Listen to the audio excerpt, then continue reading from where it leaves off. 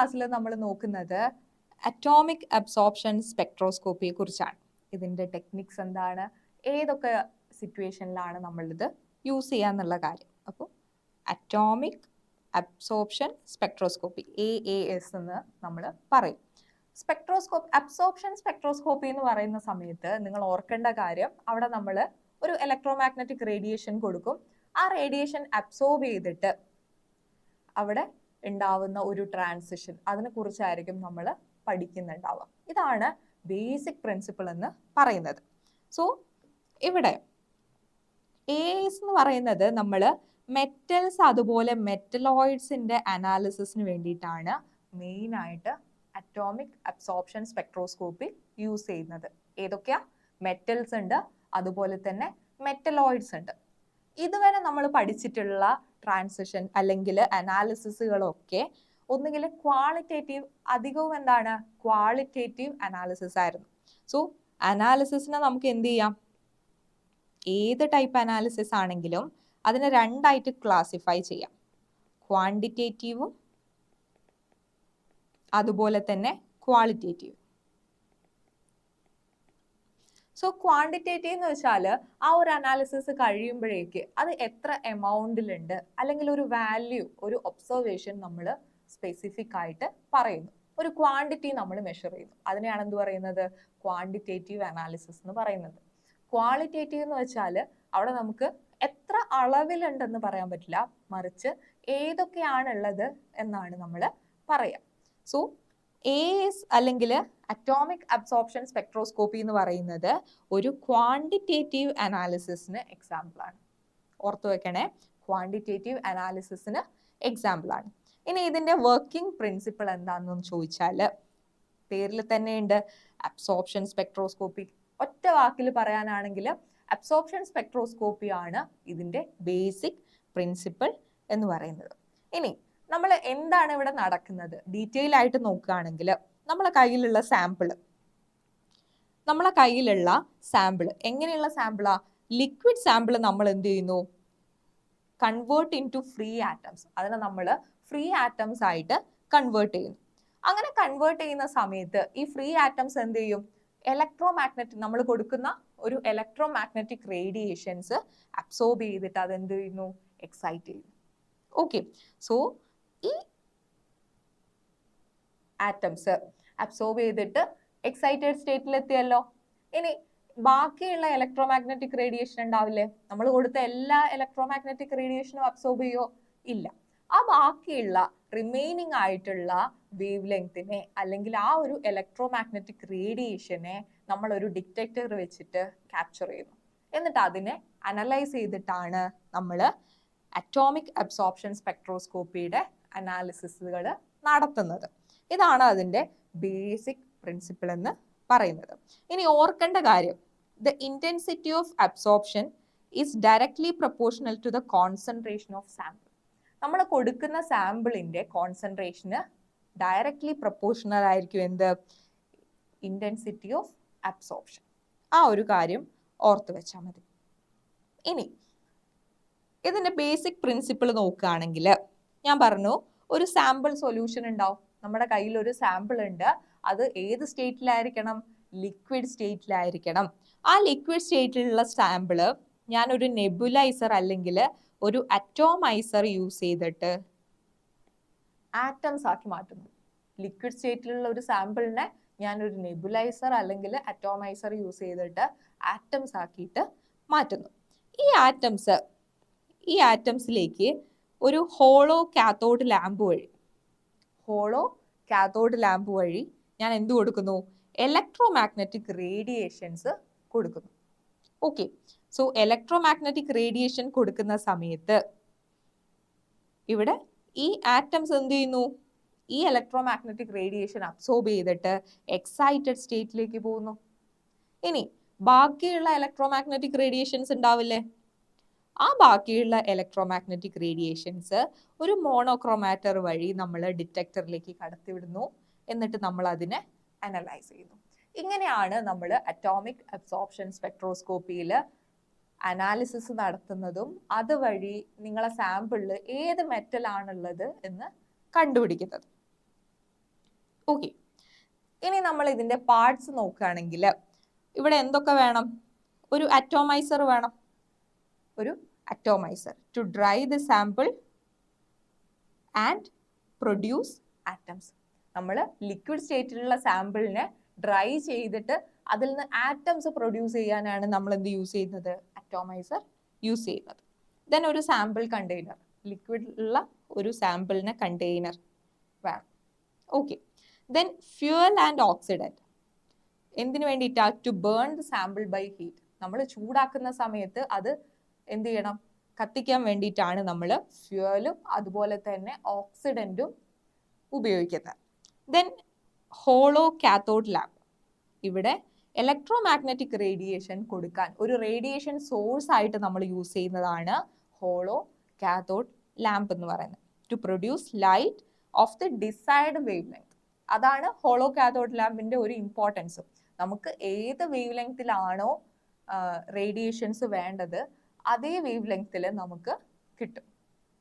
Then ഒരു detector വേണം, അതുപോലെ തന്നെ ആംപ്ലിഫയറും ഡാറ്റ റെക്കോർഡറും. ഇത്രയാണ് ഇതിന്റെ ബേസിക് പാർട്സ് എന്ന് പറയുന്നത്.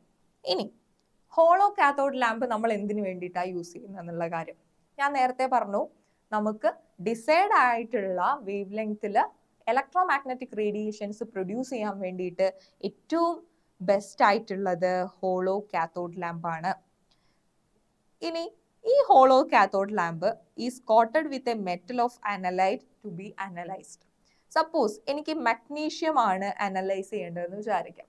അപ്പൊ ഞാൻ ഹോളോ കാത്തോഡ് ലാമ്പിൽ എന്ത് ചെയ്യും? മഗ്നീഷ്യം കോട്ട് ചെയ്യും. ഇനി അല്ല, എനിക്ക് കാൽഷ്യം ആണ് അനലൈസ് ചെയ്യേണ്ടതെങ്കിൽ ഞാൻ ഈ ഒരു ലാമ്പിൽ കാൽഷ്യം ആയിരിക്കും കോട്ട് ചെയ്യുന്നുണ്ടാവുക. സോ ഇതെന്ത് ചെയ്യും? It provides radiation with a bandwidth of 0.001 to 0.01 nanometre. സാധാരണ നമുക്ക് കിട്ടുന്നതിനേക്കാളും സ്പെസിഫിക് ആയിട്ട് നമുക്ക് ഏത് വേവ് ലെങ്ത് വേണോ അത് ഹോളോ കാത്തോഡ് ലാമ്പ് വെച്ചിട്ട് നമുക്ക് പ്രൊഡ്യൂസ് ചെയ്യാൻ പറ്റും. Gives highly specific radiation. അതാണ് ഇതിന്റെ ഒരു ഇമ്പോർട്ടൻസ് എന്ന് പറയുന്നത്.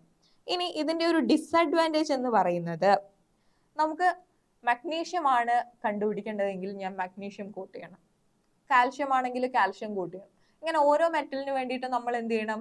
ഓരോ ഹോളോ കാത്തോഡ് ലാമ്പും കോട്ട് ചെയ്തിട്ട് വേണം, അല്ലേ?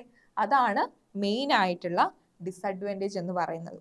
So the disadvantage of this hollow cathode lamp is that for every metal different cathode lamp has to be employed. മഗ്നീഷ്യത്തിന് യൂസ് ചെയ്ത കാത്തോഡ് ലാമ്പ് നമുക്ക് കാൽഷ്യത്തിന് യൂസ് ചെയ്യാൻ പറ്റില്ല, കാൽഷ്യത്തിൻ്റെത് മഗ്നീഷ്യത്തിനും യൂസ് ചെയ്യാൻ പറ്റില്ല. ഓരോ മെറ്റലിനും ആ മെറ്റലിൽ കോട്ട് ചെയ്തിട്ടുള്ള ഹോളോ കാത്തോഡ് ലാമ്പ് വേണം യൂസ് ചെയ്യാൻ. അതാണ് ഇതിന്റെ മെയിൻ ഡിസഡ്വാൻറ്റേജ് എന്ന് പറയുന്നത്. ഇനി ഞാൻ പറഞ്ഞു നമുക്ക് ഒരു ഫ്യൂവലും അതുപോലെ തന്നെ ഒരു ഓക്സിഡന്റും വേണം. എന്തിനു വേണ്ടിയിട്ടാ? ഈ ഒരു സാമ്പിള് ബേൺ ചെയ്യിക്കാൻ വേണ്ടിയിട്ട്. അതിന് ഡിഫറെൻറ്റ് കോമ്പിനേഷൻസ്, ഏത് സാമ്പിൾ ആണോ നമ്മൾ യൂസ് ചെയ്യുന്നത് അതിനനുസരിച്ച് നമ്മൾ ഡിഫറെൻറ്റ് കോമ്പിനേഷൻസ് എടുക്കാറുണ്ട്. അതിൽ ഒന്നാമത്തെ ആണ് അസറ്റിലിൻ എയർ. ഇത് ഇമ്പോർട്ടൻ്റ് ആണ്, ഓർത്ത് വെക്കേണ്ട കാര്യമാണ്. അസറ്റിലിൻ എയർ ആണ് യൂസ് ചെയ്യുന്നതെങ്കിൽ, ഈ ഒരു മിക്സ്ചർ ആണ് നമ്മൾ യൂസ് ചെയ്യുന്നതെങ്കിൽ നമുക്കവിടെ 2550 ഡിഗ്രീസ് ആയിരിക്കും ഉണ്ടാവുക. ഒട്ടുമിക്ക സാമ്പിളിനും നമ്മൾ ഈ ഒരു മിക്സ്ചർ ആണ് യൂസ് ചെയ്യുക. പക്ഷെ ചില കേസസിൽ നമുക്ക് അസറ്റിലിൻ നൈട്രസ് ഓക്സൈഡ് യൂസ് ചെയ്യാറുണ്ട്. അത് ഏതിനൊക്കെയാ? Aluminium, molybdenum, silicon, titanium. ഇതൊക്കെ ആണെങ്കിൽ നമ്മൾ അസറ്റിലിൻ എയറിന് പകരം നമ്മൾ എന്ത് യൂസ് ചെയ്യും? അസറ്റിലിൻ നൈട്രസ് ഓക്സൈഡ് ആണ് യൂസ് ചെയ്യുക. ഇനി ചില കേസിൽ നമ്മൾ ഹൈഡ്രജൻ എയർ കോമ്പിനേഷനും ഫ്യൂവലായിട്ട് യൂസ് ചെയ്യാറുണ്ട്.